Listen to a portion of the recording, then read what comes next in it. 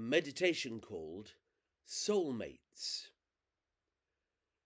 The cynic knows the price of everything and the value of nothing. Some wit will say that at some point in the future. The implication, of course, is that I was only driven by money, that I didn't understand the true value of what Mary was doing that night, that I, Judas Iscariot, had no sense of the importance of that act of devotion. Has following Jesus for 3 years not been enough, not proven well enough my devotion to his cause? It's not as if I haven't given up things for him, suffered privations for him. My entire life has been put on hold. Any advancement that I might have expected is gone. And what I said was true, of course. The money could have been used to help people. There was nothing wrong with my sentiment, nor the logic behind it.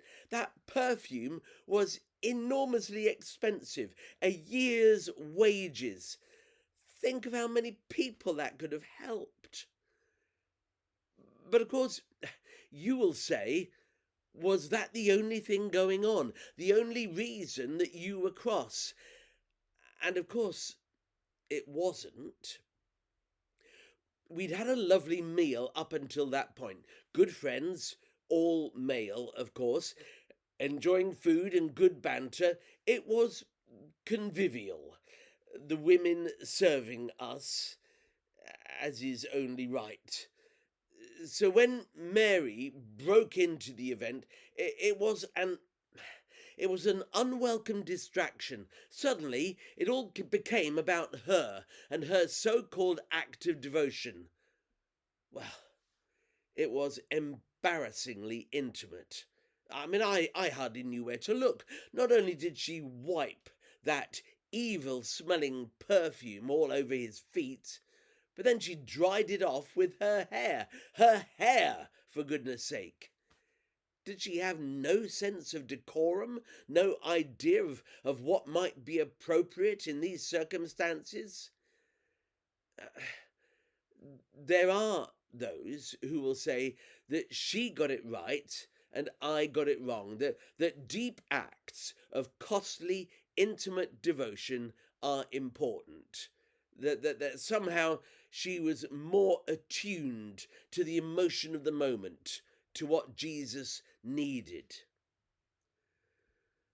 Well, I will be the first to admit that I find that rather worrying, that somehow, in that moment, she understood more clearly what Jesus needed than I did.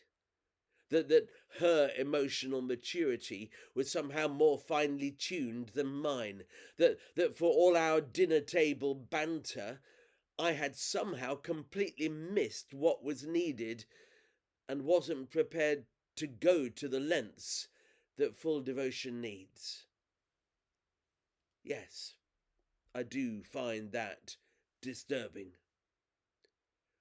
But I stick by what I said. The poor would have benefited so much from that money.